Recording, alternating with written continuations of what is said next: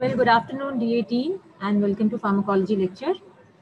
Today, we are going to start a new topic in pharmacology, CNS, that is, pharmacological management of Parkinsonism and other movement disorders.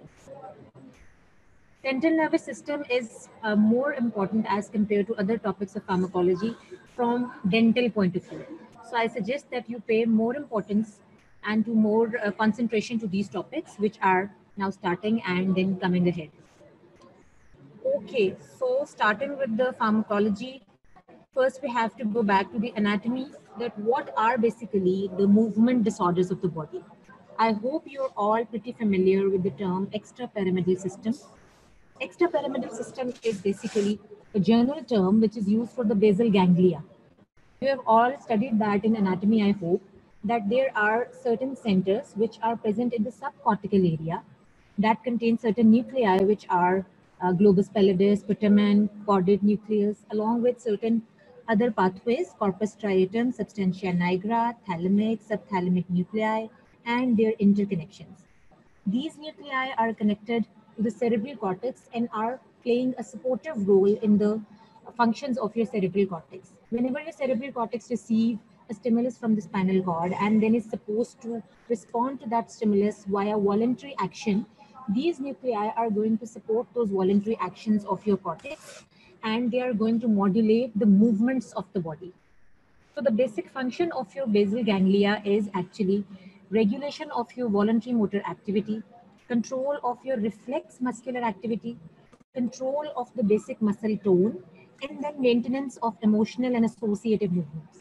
Emotional and associative movements क्या होती हैं? They are basically those movements जो आप किसी भी basic या normal movement को support करने के लिए use करते हो. जैसे कि अगर आप if you are walking in a park तो you would see कि आपके your arms are swinging along with your body.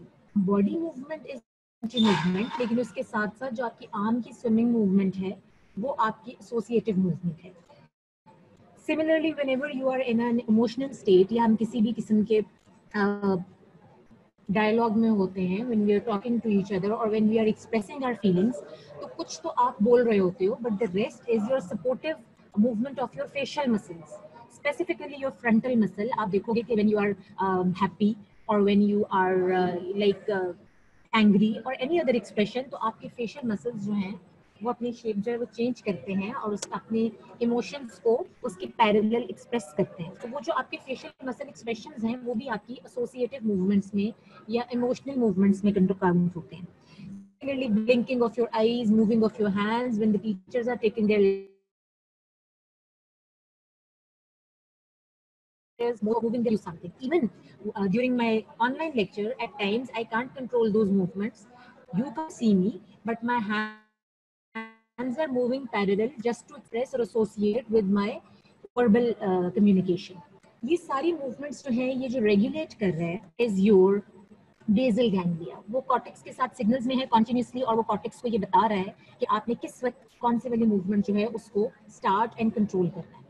अब ये जो एसोसिएटिव मूवमेंट्स हैं या जो आपके वॉलंटरी मूवमेंट्स के साथ पैरेलल मस्कुलर एक्टिविटी मूवमेंट्स हैं, इनकी भी डिफरेंट फेजेस हैं. First of all, how you initiate a movement, कैसे आप स्टेप 1 लेते हो और कोई भी मूवमेंट स्टार्टअप होती है. Then secondly, there is how you control a movement. You intend to pick up something from the floor. Now you are initiating and moving your hands towards the floor. किस level पे जाके आपकी movement control होगी और तब आप जाकर उस अपने टारगेट साइट को अप्रोच करते हो और कैसे वो मूवमेंट जो है वो एक्सटेंड ना करे अपने टारगेट से बियॉन्ड. इसको कंट्रोल करने के लिए भी हमारे ये कॉर्टिकल न्यूक्लियाई जो हैं वो हमें हेल्प कर रहे होते हैं. So any sort of disturbance of this extrapyramidal function is going to result into movement disorders. Unfortunately, unlike other parts of our body, our CNS is a complex system. अगर आपने ऑटोनॉमिक सिस्टम पढ़ा है, आपने CVS पढ़ा है, तो वहाँ पे आपने देखा होगा कि इसमें एक सिंपल स्ट्रेट अवे पाथवे चल रहा होता है जिसके अकॉर्डिंगली हम मूव कर रहे होते हैं और हम देखते हैं कि ठीक है, एक सिस्टम है, ये रिस्पेक्टिव रिसेप्टर्स हैं, ये रिसेप्टर्स स्टिमुलेट होंगे तो ये एक्शंस प्रोड्यूस होंगे, ये रिसेप्टर्स ब्लॉक होंगे तो ये दूसरी लिस्ट ऑफ एक्शंस प्रोड्यूस होंगे. स्पेशली ANS में हमने इसी तरह पढ़ा था. पैरासिम्पैथोमाइमेटिक ड्रग्स अगर यूज हो रही हैं तो बॉडी के डिफरेंट सेंटर्स में आप देखोगे कि यहाँ कॉन्ट्रैक्शन हो रही है, यहाँ रिलैक्सेशन हो रही है. But if you had paid attention, even back then in autonomic nervous system आपके सीएनएस के जो एक्शंस हैं they are not well defined. We cannot segregate the central nervous system actions exactly into stimulatory and inhibitory functions.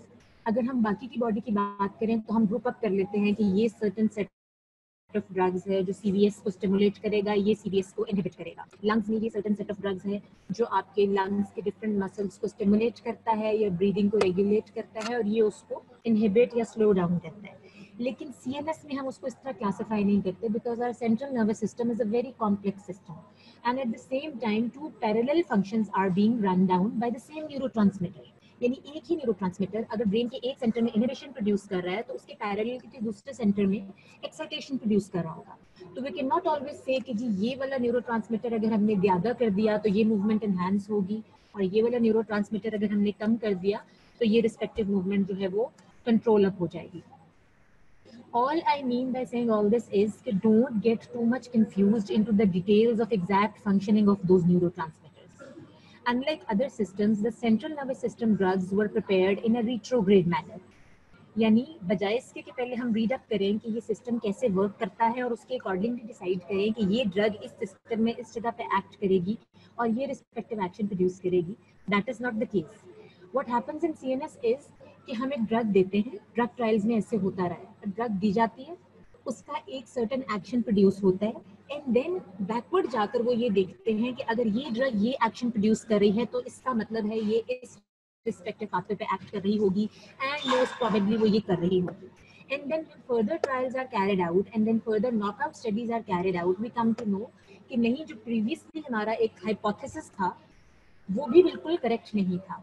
अगर आप लोग कैज़न से पढ़ोगे तो you would see that there would be hypothetical studies mentioned along with your CNS chapters and many of the drugs in central nervous system do not exactly have a mechanism of action.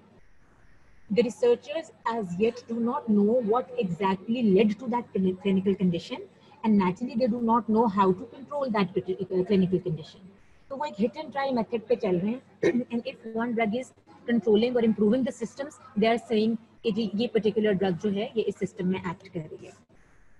So going forward, generally हमने idea ये लेना है कि हमने जो movement disorders के जितने भी डिजीजेस हैं they are related to your subcortical nuclei and your nigrostrial pathway to be very exact. And in the central nervous system, the reason of disturbance can be abnormal amount of your neurotransmitters or it can be any anatomical lesion in that area जो आपके certain pathway की anatomy को disturb करेगी and naturally जब वो आपका connection जो है उसकी anatomy disturb होगी तो उसकी physiology and उसकी pathology भी उसके accordingly change हो जाएगी. When your subcortical nuclear functioning is disturbed, ultimately it leads to disturbance in the control of voluntary motor activities in certain involuntary movements. अभी हम बात कर रहे थे कि सबकॉर्टिकल न्यूक्लियाई बेसिकली डिसाइड करते हैं कि हम कब मूवमेंट इनिशिएट करेंगे और किस एग्जैक्ट लेवल पे जाके आपकी वो मूवमेंट कंट्रोल होगी. अगर ये नॉर्मल कंट्रोल सेंटर डिस्टर्ब हो जाता है तो इसका मतलब है कि दो तरह के इश्यूज आ सकते हैं. इधर आपकी मूवमेंट्स एग्जैजरेट हो जाएंगी, इनवॉलंटरी हो जाएंगी, आप जो इंटेंड नहीं करते फिर भी आपका बॉडी पार्ट मूव करेगा, या फिर दूसरी तरफ क्या होगा कि एटोनिया हो जाएगा. एटोनिया मीन कि आपकी मसल टोन डिस्टर्ब हो जाएगी, मसल्स में टोन डिक्रीज हो जाएगी, बॉडी में रिजिडिटी आ जाएगी. If you suffer from a muscular rigidity, then again you won't be able to produce normal voluntary movement accordingly. So we can have rhythmic or regular movement disorders. We can have dysrhythmic and irregular movement disorders. जिनके सिर्फ आपने names remember करने हैं, chorea, athetosis, dystonia, hemiballismus, Huntington's disease, ये वो सब जो है इरेगुलर किस्म के मूवमेंट डिसऑर्डर्स हैं. And the main focus of our attention in this case of movement disorders is your Parkinson's disease. बाकी डिजीजेस को हम सिर्फ टच करते हैं इसके पैरेलल, बट हमारा मेन फोकस हमेशा रहता है that how do we understand Parkinson's disease. Generally, your extrapyramidal disorders are classified broadly on the clinical grounds into. अब देखो यहाँ पे कोई पैथोलॉजिकल या लैब टेस्टिंग नहीं है. आप किसी और सिस्टम को जब पढ़ते हो या उसकी पैथोलॉजी पढ़ते हो तो we have a lab testing. But for CNS diseases, there is no such lab testing available. All the diagnoses are made on the clinical picture. हम क्लिनिकल पिक्चर को स्टडी करते हैं और उसके अकॉर्डिंगली ही डिसाइड करते हैं कि कौन से वाले डिजीज के क्राइटेरिया को ये फिट इन कर रही है. Extrapyramidal disorders are broadly classified on the clinical grounds into two basic types: the akinetic rigid syndromes, in which there is decrease in the movements, and then dyskinetic syndromes, in which there is a variety of excessive involuntary movements. A means absence, dis means dysregular, irregular. So basically ये दो types हैं, और इसको हम further इस तरह से elaborate करते हैं कि क्लासिफिकेशन आपने याद नहीं करनी, ये सिर्फ आपकी इन्फॉर्मेशन के लिए। जब आपके माइंड में बैकग्राउंड पिक्चर नहीं होती तो it's difficult to memorise the drugs, and if you know the background picture of the disease you'd be able to identify the symptoms, you'd be able to identify the scenario, you'd be able to identify accordingly. ठीक है? Okay, so akinetic disorders, इसमें आपका idiopathic Parkinson's disease, your drug induced Parkinson's disease, basically इसमें सारे Parkinson के different types हैं, तो हमें उन टाइप्स की डिटेल में जाने की जरूरत नहीं है, बट हमने ये याद रखना है कि parkinsonism is basically clinically diagnosed on the basis of akinesia and rigidity in the body. Then are your dyskinetic disorders, जिसमें essentially involuntary movements की hyperactivity हो रही है।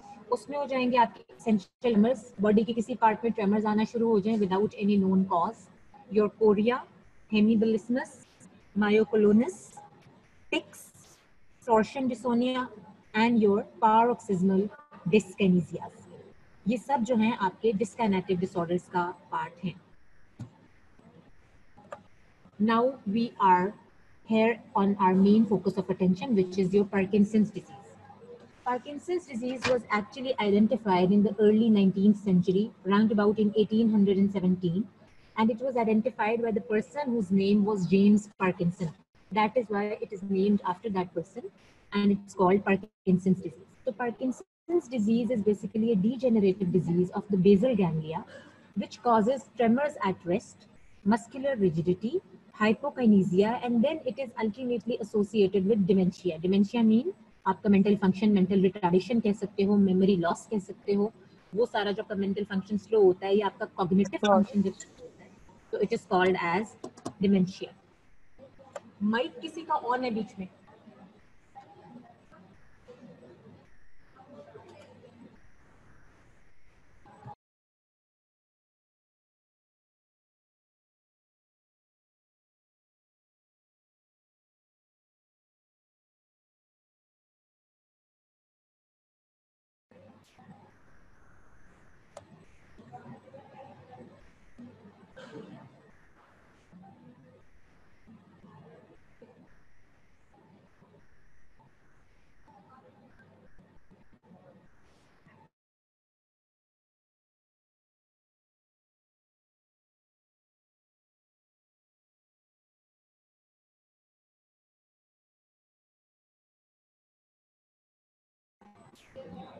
अभी आ रही थी ना थोड़ी देर पहले, तो मेरा ख्याल था कि बीच में कोई ना कोई अनम्यूट हुआ हुआ था, ठीक है, तो वो देख लेना, ठीक है, it's alright, thank you. Okay, ji. Parkinson's disease is often idiopathic, but it may follow stroke, any sort of viral infection, or it can be drug-induced as well. Idiopathic का I hope आपको मतलब आता है. Idiopathic is due to unknown cause. When you don't know the exact cause of your disease, that is called an idiopathic disease, right? And basically, the clinical picture or the pathology of your Parkinson's disease is due to problem in this basic circuit of your brain. मैंने भी आपको start में भी बताया है कि spinal cord और cortex के दरमियान एक नॉर्मल कम्युनिकेशन चल रही होती है। स्पाइनल कॉर्ड से एफरेंट सिग्नल्स कॉर्टेक्स में जाते हैं, and then the cortex is supposed to respond to that afferent signal accordingly. लेकिन कॉर्टेक्स क्या करती है, ये basically basal ganglia are the you can say discussing party of cortex. Cortex उससे सपोर्ट लेती है डिसीजन मेकिंग में, और जो बेसल गैंग्लिया उसके एग्जैक्ट एक्शन को सपोर्ट करते हैं। यहाँ से बाय सिग्नल्स चल रहे हैं to and fro from the basal ganglia, वो कॉर्टिकल मूवमेंट को रिलेट करती है, कंट्रोल करती है, एंड देन उसके बाद फिर कॉर्टेक्स से इफरेंट सिग्नल स्पाइनल कॉर्ड को जाता है, और आपकी कोई भी मस्कुलर मूवमेंट जो है वो इनिशिएट या कंट्रोल या स्टॉप होती है। And this is the exact circuiting where we are going to target that what causes exactly your Parkinson's disease. हम बाकी सारे न्यूक्लियाई के डिटेल में नहीं जाते because that's too much for you at this time. हमने सिर्फ इतना याद रखना है कि कॉर्टेक्स का जो लिंक है वो कॉर्पस स्ट्राइटम से है, and then the corpus striatum is ultimately linked to the substantia nigra. Corpus striatum का जो इफेक्ट पाथवे है या जो उसका सिग्नलिंग एग्जिट है वो हमेशा गाबा के थ्रू हो रहा होता है।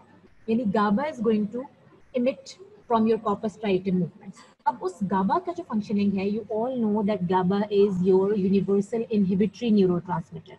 बाकी न्यूरोट्रांसमीटर्स का हम डिफाइन नहीं करते, बट GABA के बारे में हमें कंफर्म पता है that wherever there is GABA, there is inhibition of function, no matter what the function is. लेकिन GABA is always going to produce inhibition. तो उसका जो इफेक्ट है वो GABA है, and that GABA is further monitored via two basic neurotransmitters, which is your dopamine and your acetylcholine. Acetylcholine is supposed to promote GABA, and your dopamine is going to inhibit your GABA. ये आपकी Kelsen की छोटी C diagram है. Corpus स्ट्राइएटम से GABA exit हो रहा है, and the GABA secretion is controlled by these two neurotransmitters. Dopamine is going to inhibit GABA inhibition, and acetylcholine is going to promote GABA mediated inhibition. So two negatives make a positive. ये हम हमेशा maths में पढ़ के आए हैं, maths यहाँ पे भी आ गया है. GABA ने इनहिबिशन करनी है मूवमेंट की, और डोपामीन ने इनहिबिशन करनी है GABA की. तो जब पार्किंसंस डिजीज में आपकी ये डोपामीन वाला पाथवे, ये नाइग्रोस्ट्राइल पाथवे डीजेनरेट हो जाएगा, या आपका ये डोपामीन जो है इसकी डेफिशिएंसी हो जाएगी, तो बेसिकली इनहिबिशन ऑफ इनहिबिशन नहीं होगी. And if there is no inhibition of your inhibitory movement of GABA, net result is going to be excitation. Net result में क्या होगा कि excitation of movement होगी, यानी आपकी movement जो है वो produce होना शुरू हो जाएगी. ठीक है, ऐसा ही है. And similarly acetylcholine क्या कर रहा है? Acetylcholine जो है वो GABA को promote कर रहा है, वो GABA की secretion को initiate कर रहा है. तो ये सारे प्रोसेस जो है वो आपने देखना है कि डोपामीन ने GABA को इनहिबिट किया, नेट रिजल्ट इज जी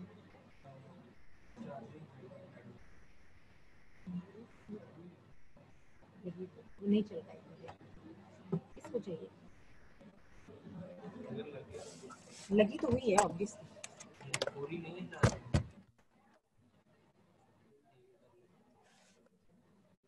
ठीक है जी. सो नॉर्मल सिनेरियो में क्या हो रहा है कि डोपामीन जो है वो GABA इनहिबिशन को ब्लॉक कर रहा है, इनहिबिटरी पाथवे इनहिबिशन को ब्लॉक कर रहा है. नेट रिजल्ट में आपकी मूवमेंट की एक्साइटेशन हो रही है या मूवमेंट की प्रोडक्शन हो रही है.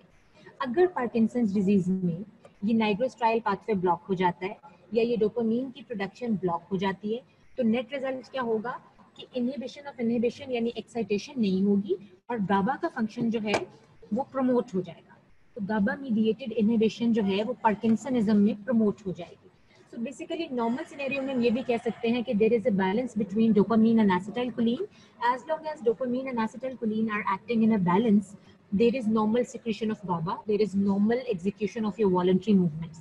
In case either of these two neurotransmitter is disturbed, dopamine कम हो रहा है या acetylcholine ज़्यादा हो रहा है, तो net result क्या होगा कि हमारी inhibition of movement जो है वो change हो जाएगी, या वो dyskinesia में convert हो जाएगी, या फिर वो akinesia में convert हो जाएगी. Am I clear so far? If there is any sort of confusion, you can ask me in the chat. Otherwise, you can say that, yes, you understand whatever I'm saying, and I can proceed forward. And if I don't get any response from you people, this means that you're not listening. So where is everyone? Okay, so at least one person is listening, right? Fine. So far, so good. This is Parkinson's disease and its pathology in a nutshell. There you go. Parkinson's disease is a loss of pigmented dopaminergic neurons that provides innervation to the striatum. SNPC is substantia nigra pars compacta. ये याद रखने की जरूरत नहीं है. This dopaminergic neuronal loss is a part of normal aging as well.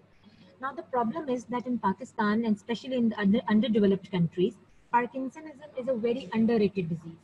होता क्या है कि हमारे नॉर्मल एजिंग के सिम्टम्स जो हैं वो इससे इतने फेमिलियर होते हैं कि most of the times we are unable to diagnose और कैरेक्टराइज पार्किंसंस डिजीज, और हम यूजुअली उसको एजिंग के साथ कंफ्यूज कर जाते हैं. मोस्टली व्हाट हैपेंस इज कि अगर आपको ये अर्ली ऑनसेट हो जाए पार्किंसनिज्म, जो कि आजकल हो रहा है, only then people get to know that there is some sort of disorders. But disease old age after 50s appear होती है, तो नॉर्मली हम समझते हैं कि पेशेंट जो है वो सिंपली जो है वो एजिंग की तरफ प्रोग्रेस कर रहा है, क्योंकि you all know that after 30s and specially after 50s जो हमारे जितने भी normal pathways of the body हैं वो रिग्रेस करना शुरू हो जाते हैं. और होता क्या है कि जब आपके ये नाइग्रोस्ट्राइल पाथवे जो स्पेसिफिकली पार्किंसंस के लिए पैथोलॉजिकल हैं, जब इनकी डीजेनरेशन या जब इनकी फंक्शनिंग अप टिल 70 to 80% कम हो जाएगी तो हमें exactly clinical picture of Parkinson's disease नजर आएगी, क्योंकि टू सम एक्सटेंट तो वो हर एक में रिग्रेस हो रहे हैं। डिपेंड करता है कि ये रिग्रेशन या ये लीजन जो है अगर सडन ऑनसेट की हो, जैसे कोई भी blow to your head can also cause Parkinson's disease. Muhammad Ali boxer, I am sure you all know him, he was suffering from Parkinson's disease. Now he was a boxer. There must be some sort of boxing or some other event जिसके दौरान क्या हुआ होगा कि he must have got some hit on the brain, जिसकी वजह से कोई lesion produce हो सकती है which ultimately resulted in Parkinson's disease. So that is called traumatic basis of your Parkinson's disease. Other than trauma, अगर कोई भी आपका CNS फीवर है, मेनिंजाइटिस है, वायरल कॉजेज हैं या कोई भी और डिजीज है, उसके साथ सेकेंडरी रीजंस पे भी हो सकती है। Thirdly there is a chance कि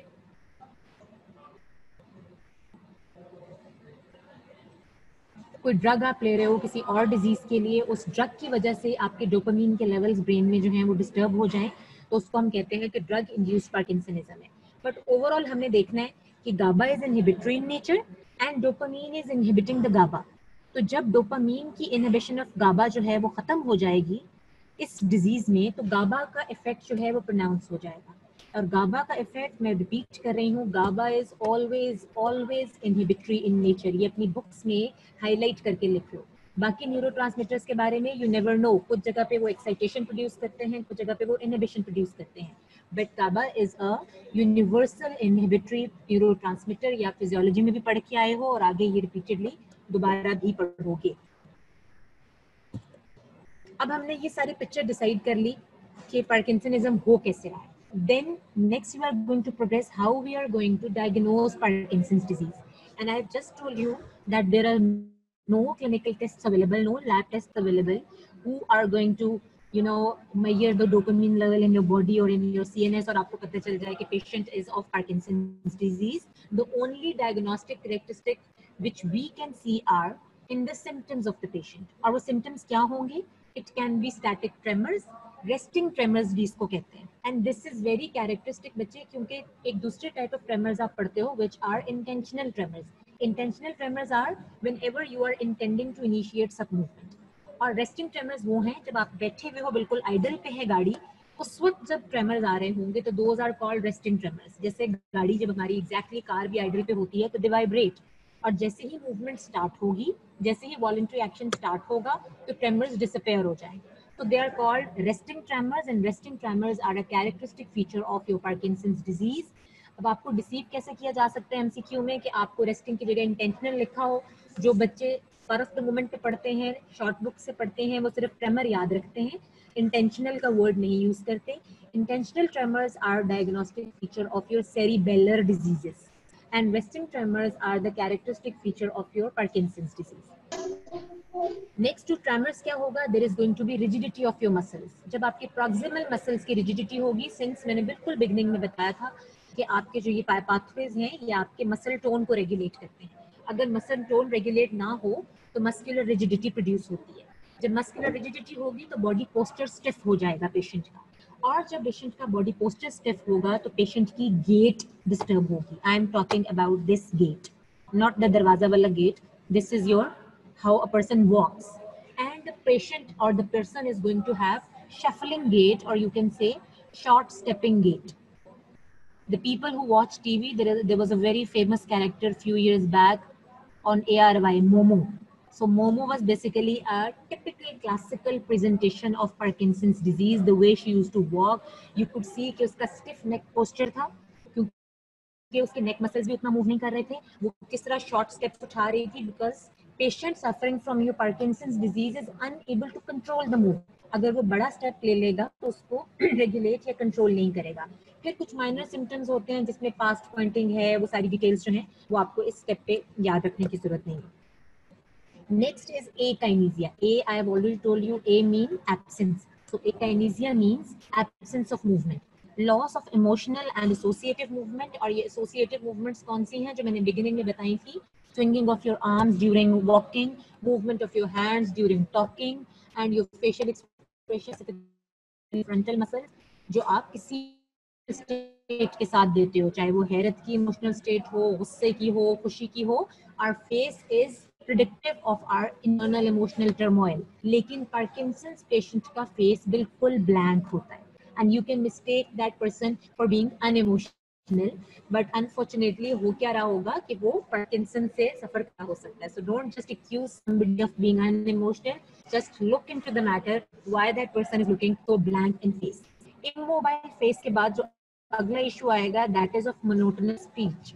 स्पीच भी जो है आपको पता है your laryngeal muscle are skeletal in nature, और उसके बाद क्या होता है कि जब हम ये हाई पिच पे और लो पिच पे बोलते हैं, जब हम इमोशनल स्टेट में, गुस्से में, खुशी में, परेशानी में हमारी टोन चेंज होती है, तो वो भी सारी रेगुलेट हो रही है आपके सब कॉर्टिकल न्यूक्लियाई की हेल्प से। If there is a lesion of your subcortical nuclei, तो नेचुरली क्या होगा कि पेशेंट की जो टोन ऑफ वॉइस है वो मोनोटोनस हो जाएगी, और जब अल्टीमेटली हाई लेवल स्टेज आएगी जो बहुत ज्यादा डिस्टर्ब है पेशेंट की कंडीशन होगी, तो उसमें उसकी लॉस ऑफ स्पीच भी हो सकता है। पहले स्पीच अनक्लियर होगी, you won't be able to understand. I have somebody very close to me who is suffering from Parkinson's disease. So I have an exact first-hand experience how a patient of Parkinson's progress. So over the years क्या होता है कि you are unable to understand what they are saying. उसके बाद जो एक और issue है कि उनकी जो राइटिंग हैंड राइटिंग भी डिस्टर्ब हो जाएगी, कि राइटिंग भी बेसिकली फाइन मोटर मूवमेंट्स में आती है। तो जब उसका फाइन का कंट्रोल खत्म हो गया, तो इसका मतलब है कि आपके पेशेंट जो है उसको इन सारी फाइन मोटर मूवमेंट अंदर इशू आ रहा है। So far so good.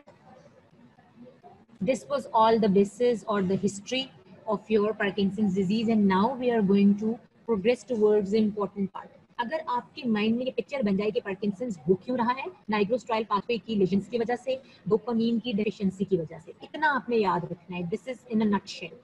और वो प्रेजेंट कैसे कर रहा है? Rigidity, akinesia, immobility and resting tremors के साथ।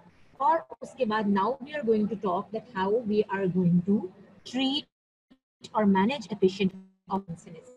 If we have already established that Parkinsonism is due to deficiency of dopamine, तो naturally हमारा एम क्या होगा कि हम पेशेंट के अंदर, पेशेंट की बॉडी के अंदर डोपामीन की अमाउंट को इम्प्रूव करेंगे, ठीक है?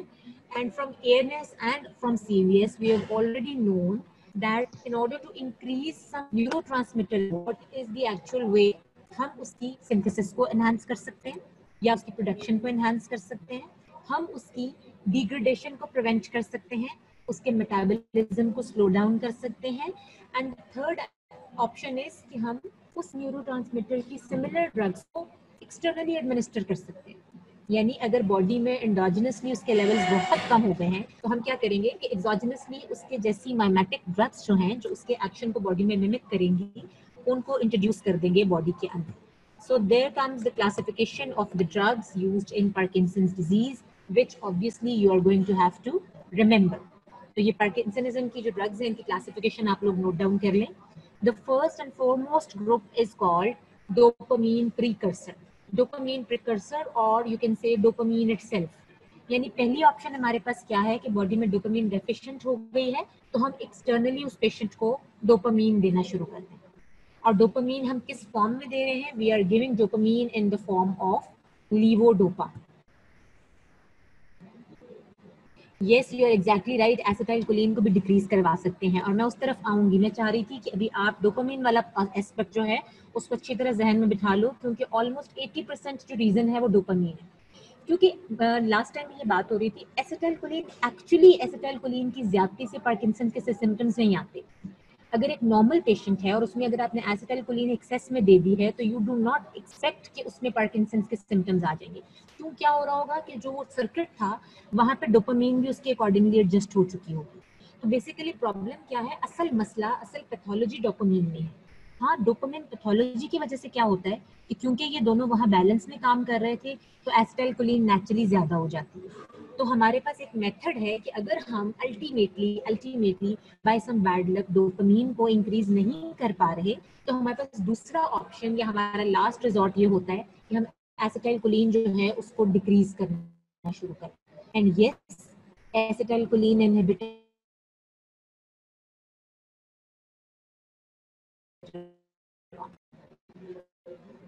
सो डोपामीन प्रिकर्सर यानी हमने डोपामीन दे दी। अब ये भी एक क्वेश्चन है, आपका क्वेश्चन है, मैं इसके भी नेक्स्ट आऊंगी कि हमने डोपामीन को एग्जैक्टली डोपामीन की फॉर्म में क्यों नहीं दिया, डोपामीन प्रिकर्सर यानी लीवोडोपा की फॉर्म में दिया है, याद रखो।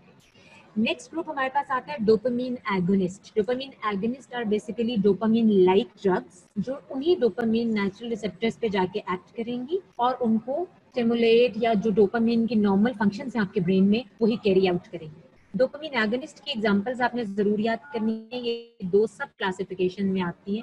Pergolide and bromocriptine are your ergot derivatives, and then is your pramipexole and your rupinerol, which is your non-ergot derivative. ठीक है, लेकिन अब इन दोनों ग्रुप्स का बेसिक पर्पस क्या हो रहा है कि ये डोपामीन की प्रोडक्शन को या डोपामीन की अमाउंट को बेसिकली इंक्रीज कर रही है बॉडी। उसके बाद मैंने कहा सेकंड मेथड है हमारे पास उसकी डिग्रेडेशन, यानी जो ऑलरेडी डोपामीन है बॉडी में अगर डिग्रेड ना हो तो उसके इंक्रीज हो जाएंगे। Purpose got the group of drug which is called mono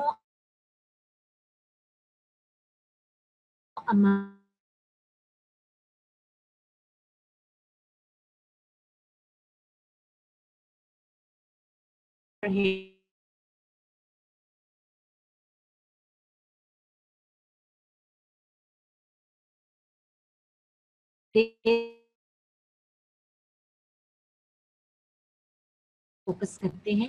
इसकी भी मैं आपको रीजन बताऊंगी अभी।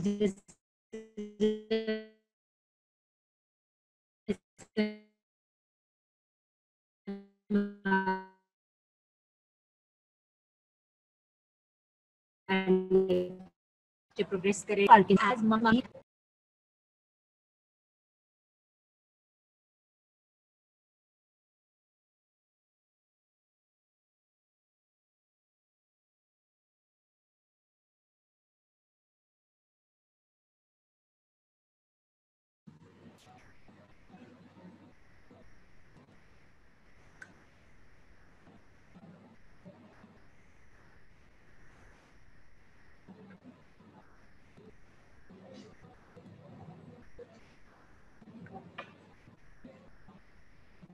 I know we lost the internet connection, so I'm repeat from the myoinhibitors portion. I was talking that the initial two groups of your drugs used in Parkinsonism contained the drugs which are going to act like dopamine or are exactly dopamine, like your levodopa and your dopamine agonist. The second option was, जो मैंने आपको पहले बताया है कि किसी भी neurotransmitter को बॉडी में इंक्रीज करने के लिए either you can increase the synthesis or production or the levels, or the second option is you can inhibit or prevent the degradation of that neurotransmitter. So monoamine oxidase is basically responsible for the metabolism and degradation of your dopamine. तो जब हम monoamine oxidase enzyme को inhibit कर देंगे with the help of MAO inhibitors, so we are going to ultimately result in increased amount of dopamine in the body. The point of focus over here is going to be that you are supposed to remember that here I'm talking about MAO-B inhibitors. There are two types of monoamine oxidase in the body, MAO-A and MAO-B. और ये यहाँ पे specify करने की reason ये है बच्चे कि MAO-B inhibitors are indicated in the treatment of Parkinsonism, whereas MAO-A inhibitors are going to be contraindicated in the Parkinson's patient. अगर आप इन दो सब टाइप्स को सेग्रीगेट नहीं करोगे तो you are going to make a blunder in your exam. MCQ में this is how MCQs are made difficult. आप मेजर पोर्शन पे फोकस करते हो बीइंग अ स्टूडेंट, लेकिन उसका एक सब पार्ट जो है उसको चेंज कर दिया जाता है। ऑप्शन में you are going to read MAO and you are going to select that option. और अगर आप ये फोकस नहीं करते हो कि एमएओ के साथ ए लिखा है या बी लिखा है, then that is a blunder, a very easy blunder to make. The drugs MAO inhibitors are selegiline and razagiline. The next group is COMT inhibitors, which are catechol O-methyl transferase inhibitors. Catechol O-methyl transferase is another enzyme which is responsible for the metabolism of your dopamine. जब हम catechol O-methyl transferase को inhibit करते हैं तो naturally we are inhibiting the metabolism of dopamine, resulting in increased amount of dopamine in your body. So the examples of COMT inhibitors or catechol O-methyl transferase inhibitors are entacapone and tolcapone. ये दोनों drugs आपने याद करनी है और आगे जब हम इसकी डिटेल में जाएंगे तो I am going to tell you about the differences between entacapone and tolcapone and which of the two is more preferred one, right? Then comes a drug which does not have certain group type. That's a single drug which is apomorphine. Apomorphine also has a certain significance, तो इसको भी आपने classification में skip नहीं करना होगा. Then is another drug which is called amantadine, which is an antiviral agent to be exact. लेकिन antiviral के साथ साथ इसका secondary function है that it can be used in the treatment of Parkinson's disease. That is the reason we classify it among the drugs of anti-Parkinson's. And the last drug which somebody just said, the causes of Parkinson's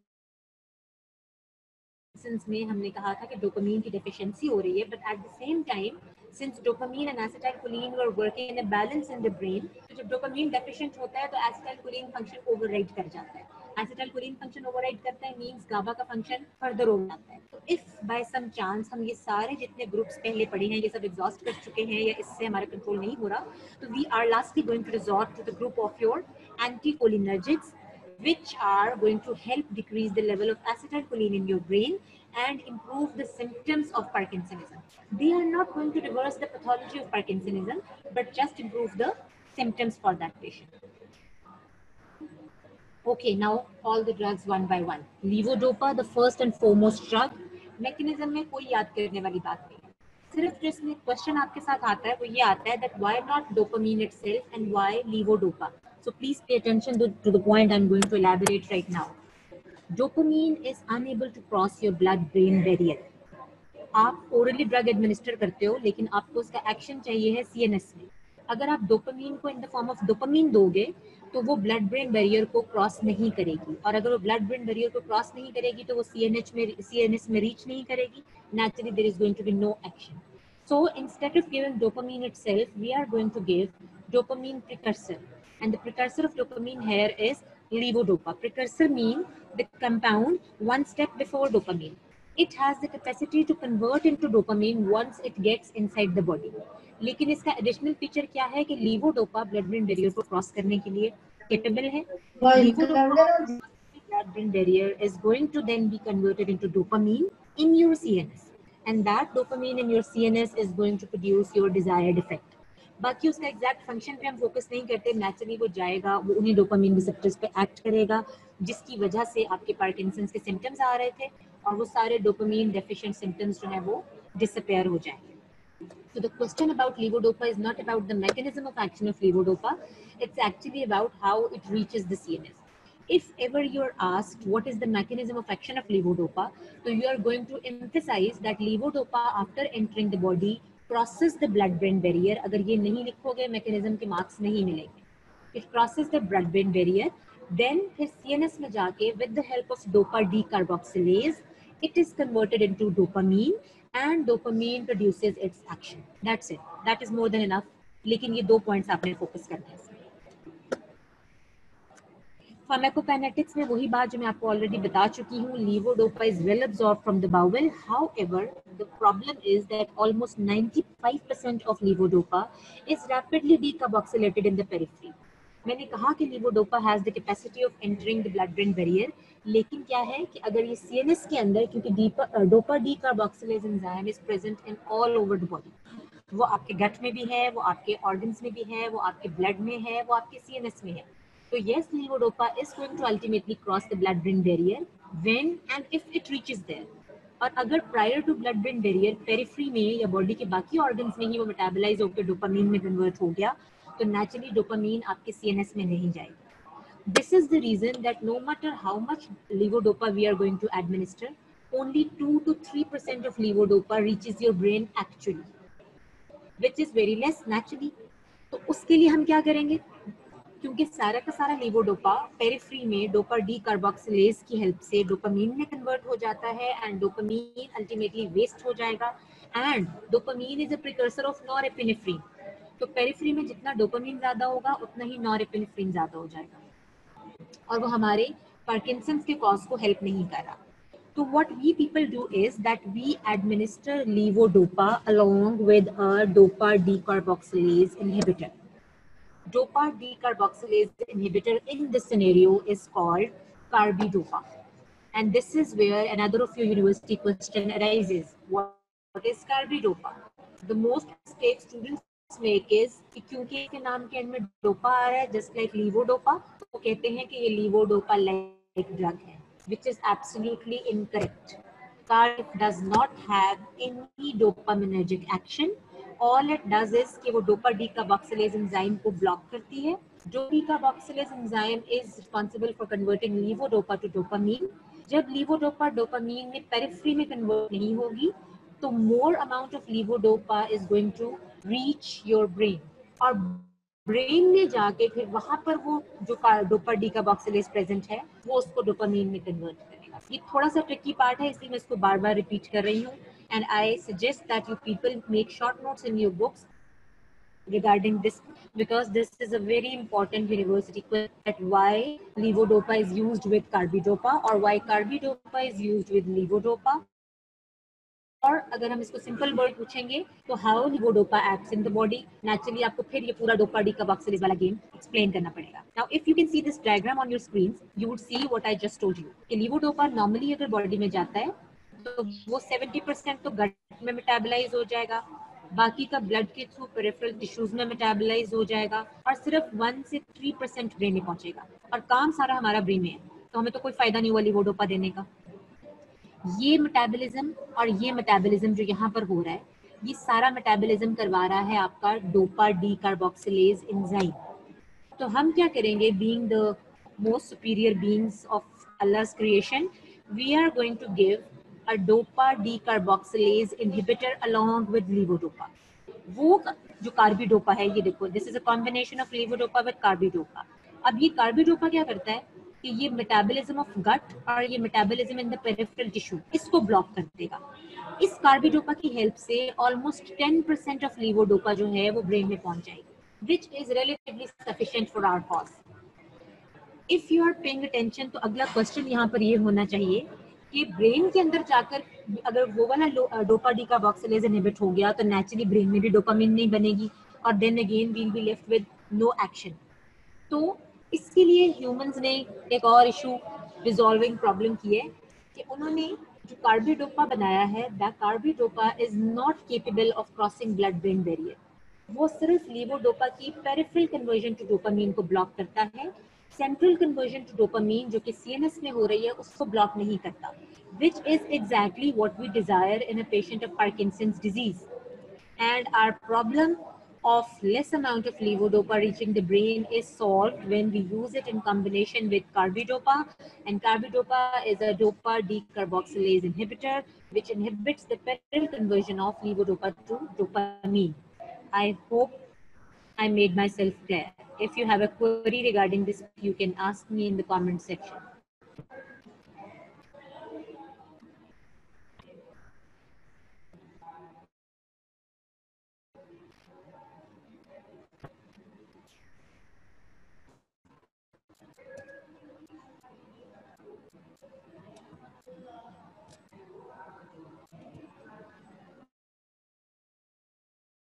I guess listening or nobody has a problem. So I'm going to proceed.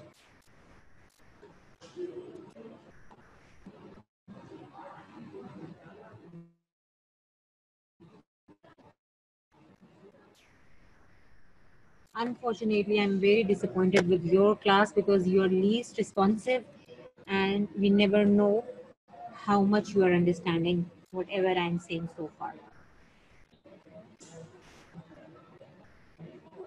ठीक है जी, clear.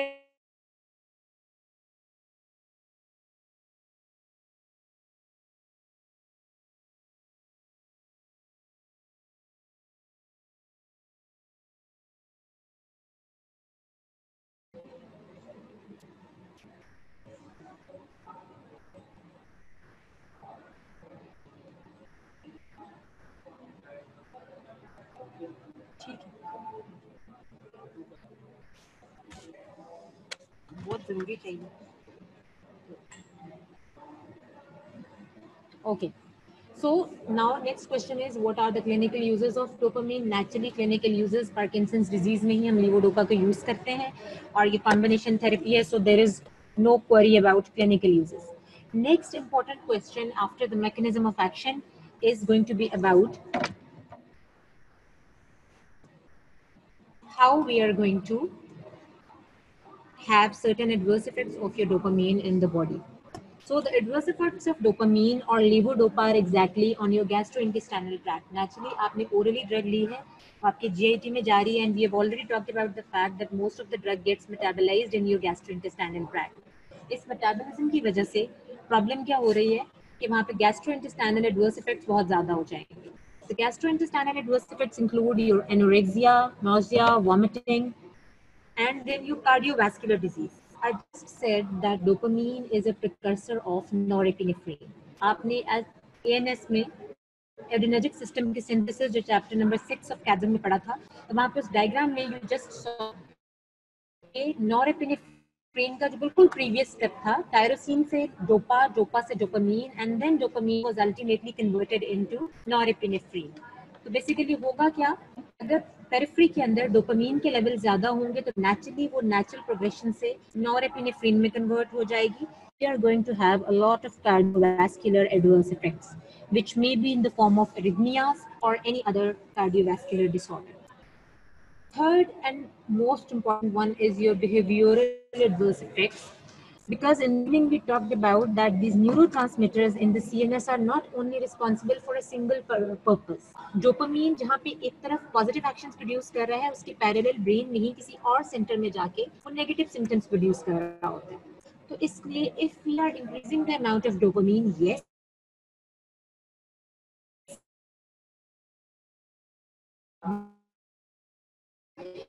but parallel we are going to have certain other behavioral problems with excessive dopamine, and we will study those excessive effects of dopamine.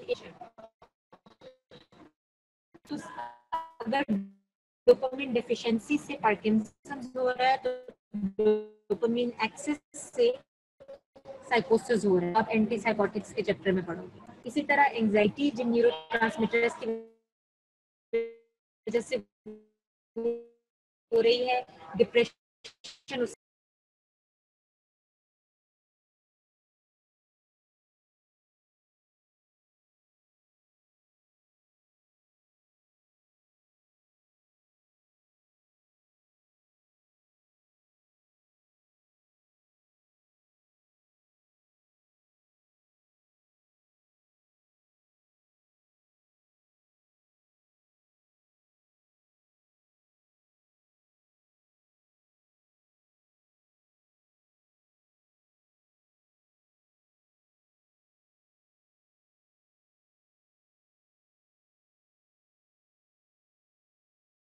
मुझे meeting में डालो.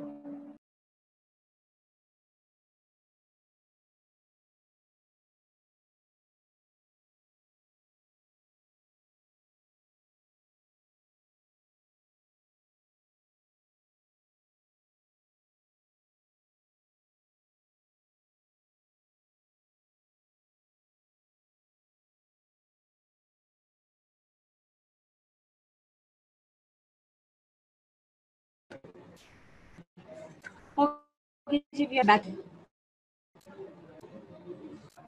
जी जी आ गया वापस. जी नहीं, the class is not finished, Ramza. I'm still there because we've got 10 minutes left. Okay. So we are talking about adverse effects of levodopa, and I just told you about the gastrointestinal adverse effects, the cardiovascular adverse effects, the behavioral adverse effects, and next is after I was just saying that Parkinson's disease is a lifelong disease. Once the patient starts suffering from Parkinson's, there is no way to cure the disease. ये जितने भी group of drugs मैंने आपको पढ़ाया, patient, we cannot change the course of nature of disease. उसकी progression को थोड़ा slow कर सकते हैं, but we can not cure the patient. And after a patient is suffering from Parkinson's, it just becomes like car without a petrol. यानी patient body is a car and your dopamine or the drugs you are giving are going to work as petrol or fuel. आप fuel डालोगे गाड़ी चलेगी, fuel नहीं डालोगे गाड़ी नहीं चलेगी. पेशेंट डोपामीन लेगा, पेशेंट मूव करेगा, पेशेंट डोपामीन नहीं लेगा, उनकी मूवमेंट रिस्ट्रिक्ट हो जाएगी. So this is a life long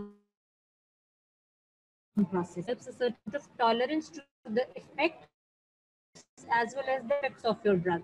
तो जो थेरेपी का तरीका है वो ये है कि इनिशियली भी इनिशिएट उसमें ऐड ऑन करते जाते हैं ताकि ओवरऑल कंडीशन जो है वो इन कंट्रोल रहे. However, after almost 10 years of treatment, patients start suffering from it, but we ended up having dyskinesias in the body. And there are certain response fluctuations with the long-term important hai, which are called wearing off phenomena and on and off phenomena. Wearing off या end of dose phenomena का मतलब है कि drug आपने दी, उसका effect 3 hours तक चलता है, बहुत अच्छा हुआ. आप में से जो लोग गाड़ी ड्राइव करते हैं तो आपको पता है जब गाड़ी टैंकी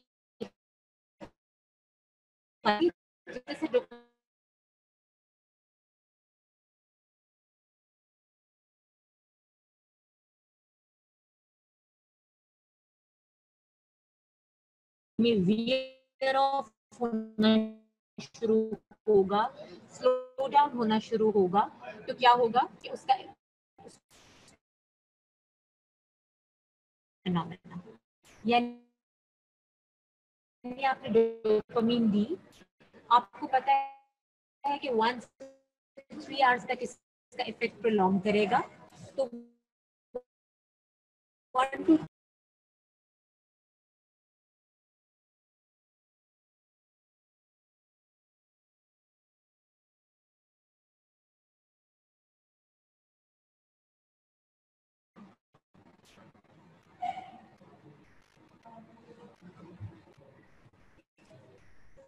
तो क्या होगा कि जब आप ड्यूरेशन ऑफ 3 आवर्स जो भी आपकी डोपामिन की सिंगल डोज की ड्यूरेशन है, उसकी ड्यूरेशन के दौरान भी there are going to on periods जहाँ पे मूवमेंट अच्छी हो रही है and there are going to be certain of periods जहाँ पे मूवमेंट जो है वो रिस्ट्रिक्ट हो रही है, जिसको हम कहते हैं ऑन एंड ऑफ फिनोमेना. इसकी एग्जैक्ट कॉज तो नोन नहीं है, but they say that there is pulsatile secretion of dopamine in your CNS, और जब पल्सेटाइल मैनर में सिक्रीट होती है dopamine, but I can't help it because we have a problem with the internet in your college. So unfortunately, we are disconnecting repeatedly. I'm sorry. Okay.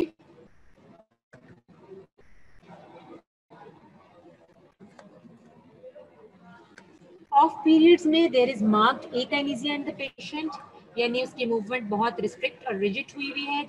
On periods जो है उसमें dyskinesia भी हो सकती है.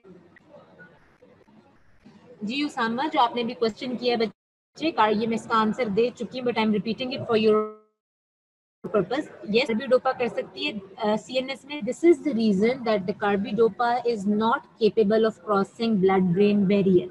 वो ब्लड ब्रेन बैरियर क्रॉस नहीं कर रही. जब वो ब्लड ब्रेन बैरियर क्रॉस नहीं करेगी तो फिर वो सीएनएस में जाके तो वो इफेक्ट प्रोड्यूस नहीं कर सकती. तो इसलिए हमारा पर्पस एग्जैक्टली सर्व हो जाता है, क्योंकि हम चाहते हैं कि लीवोडोपा पेरिफेरी में डोपामीन में कन्वर्ट ना हो बल्कि सिर्फ सीएनएस में हो.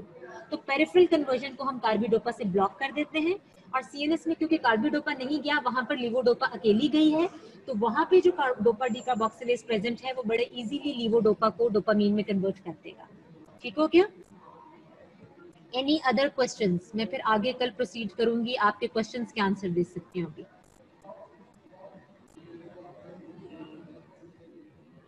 And I don't believe that you don't have any questions because this is a difficult topic. You having no questions means you are not focusing and not paying attention.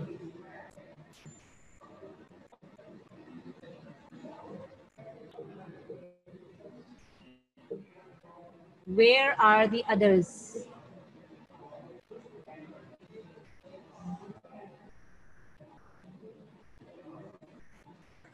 Okay, off period नहीं समझ आया. On and off phenomena की exact pathology, they don't know the exact pathology, but what happens is कि dopamine का मैंने आपसे कहा है कि duration of action 1 to 3 hours है. This is the reason that we give dopamine almost 3 to 5 times a day.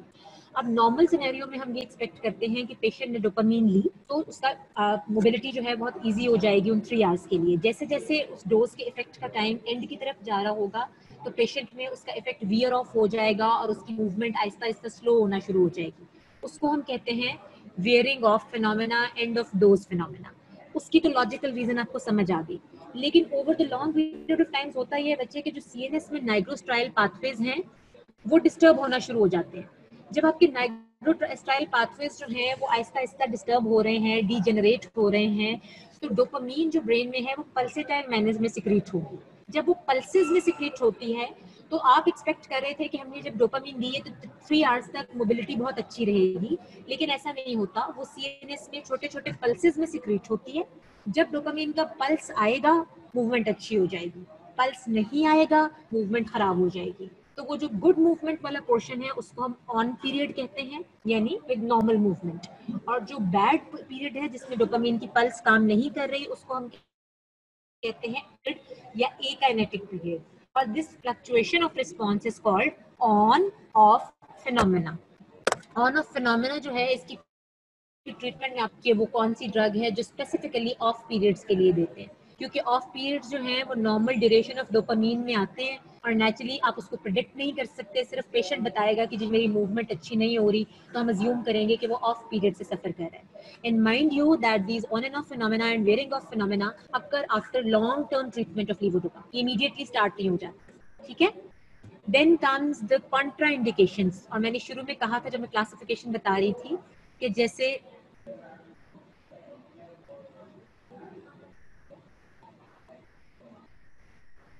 I'll answer your question. Carbidopa के बगैर ड्रग डीकार्बोक्सिलेट हो गई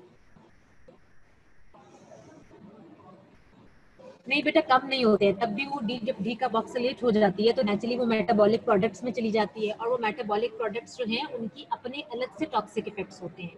तो हम ये इतना ज्यादा प्रिडिक्टेबल नहीं है कि कार्बिडोपा की एब्सेंस और प्रेजेंस में क्या होगा। हाँ ये होता है कि जब वो डिकम्पोज हो जाती है तो फिर वो नॉरएपिनेफ्रिन में कन्वर्ट नहीं होती, तो फिर हम कहते हैं कि सीवियस एडवर्स इफेक्ट्स जो हैं वो रिलेटिवली कम हो जाते हैं। बेटा आई सजेस्ट कि हम इस डिटेल में ना जाएं, हम सिंपली ये बात करें कि हमें डोपामीन किस फॉर्म में ब्रेन में चाहिए और उसको उस फॉर्म में ब्रेन में पहुंचाने का क्या सोल्यूशन है, क्योंकि पेरिफेरी में अगर वो मेटाबोलाइज होगी तो मेटाबोलाइज होकर भी वो एडवर्स इफेक्ट प्रोड्यूस करेगी, और वो कौन से एडवर्स इफेक्ट्स होंगे, वो जीआईटी एडवर्स इफेक्ट्स ज्यादा डोमिनेट कर रहे होंगे, nausea, vomiting, diarrhoea and all those adverse effects. ठीक है, उनकी जो कॉन्ट्राइंडिकेशंस है उसको भी आपने एज सच याद रखना होता है। मैंने आपको बताया कि पेशेंट्स जो हैं, जब आप कहते हो कि डोपामीन की डेफिशिएंसी से पेशेंट में पार्किंसंस डिजीज हो रहा है, तो डोपामीन की एक्सेस से साइकोसिस हो जाती है। ठीक है, तो इसका मतलब है कि अगर पेशेंट ऑलरेडी साइकोटिक है या साइकोसिस का पेशेंट है तो उसको हम ये नहीं देंगे, तो ये कॉन्ट्राइंडिकेशन हो जाएगी। एक्चुअल प्रैक्टिस में हम यूज कर रहे होते हैं ये ड्रग्स, लेकिन थ्योरेटिकल पर्पसेस में हम कहते हैं कि patient who is suffering from साइकोसिस और is on anti psychotic treatment should not be given levodopa. Glaucoma के सिम्टम्स को वर्सन करता है लीवोडोपा, तो इसलिए हम ग्लोकोमा के पेशेंट्स में नहीं देंगे। Patients with peptic ulcer disease और मेलानोमा, क्योंकि लीवोडोपा मेलानिन प्रोडक्शन को एनहांस करेगा, तो अगर पेशेंट में मेलानोमा है तो उसकी प्रोबेबिलिटी बढ़ जाएगी, तो उसके अंदर कॉन्ट्राइंडिकेटेड है। ये 3-4 कॉन्ट्राइंडिकेशंस आपने याद रखी हैं। उसके बाद जो अगली इंपॉर्टेंट चीज है, क्योंकि कार्बिडोपा में आपको ऑलरेडी पढ़ा चुकी हूँ तो मैं इस पे यहाँ पर बात नहीं करूंगी। अगली जो चीज हमने फोकस करनी होती है वो होते हैं इसके drug interaction. Drug interaction of levodopa क्या है कि एमईओ ए इनहिबिटर्स जो हैं वो बेसिकली माओ ए, सेरोटोनिन, नॉरएपिनेफ्रिन और डोपामीन, इन तीनों के मेटाबॉलिज्म में इन्वॉल्व है। ठीक है, और जो माओ बी इनहिबिटर है वो स्पेसिफिकली डोपामीन के मेटाबॉलिज्म के लिए स्पेसिफिक है। तो हम माओ ए इनहिबिटर अगर दे रहे होंगे तो वो पैरेलली क्या कर रही होगी, वो नॉरएपिनेफ्रिन जो है उसके अमाउंट्स को ऑलरेडी इंक्रीज कर रही होगी। आप इधर से लीवोडोपा दे रहे हो, वो डायरेक्टली डोपामीन बढ़ा रही है और डोपामीन नॉरएपिनेफ्रिन बढ़ा रही है, और उसके पैरेलल पेशेंट माओ ए इनहिबिटर ले रहा है, वो भी अल्टीमेटली नॉरएपिनेफ्रिन की डीकंपोजिशन को डिक्रीज कर रही है, उसकी वजह से भी नॉरएपिनेफ्रिन बढ़ रही है। तो दोनों जब इकट्ठे दे देंगे तो पेशेंट जो है वो एड्रेनर्जिक क्राइसिस में जा सकता है, सेरोटोनिन सिंड्रोम हो सकता है। इसलिए हम माओ ए इनहिबिटर्स के साथ कभी भी लीवोडोपा नहीं देते। In fact, we have to stop the treatment of levodopa or MAO inhibitors और 2 weeks का बीच में गैप देना होगा। I am going to continue this lecture tomorrow morning. Till then, I suggest कि आपने जितना आज कवर किया है इसको एक रीडिंग जरूर दो बुक से, ताकि आप इससे आगे कल इसको कंटिन्यू कर सको। All right? Thank you very much for today. जी हाँ जी, मैंने कर दिया बंद।